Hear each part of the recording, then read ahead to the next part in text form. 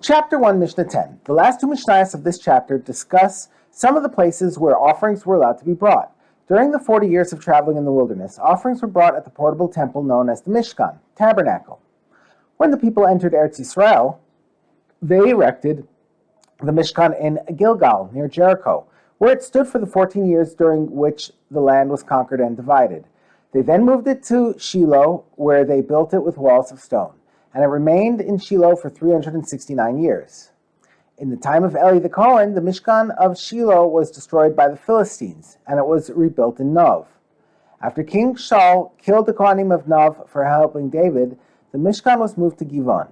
It stood in Nov and Givon for a total of 57 years. King Solomon then built the Beis HaMikdash in Jerusalem. When there was a Mishkan in the wilderness and in Shiloh, and after the Beis HaMikdash was built, it was forbidden for a person to build his own altar and bring offerings on it. But when the Mishkan stood in Gilgal, Nov, and Givon, private altars were permitted.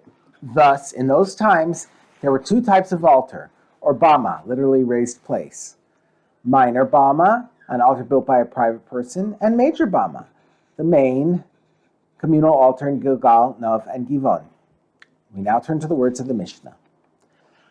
There was no difference between the offerings brought on the major bama and the offerings brought on a minor bama, except for the Pesach offerings, which were allowed to be brought only on the major bama.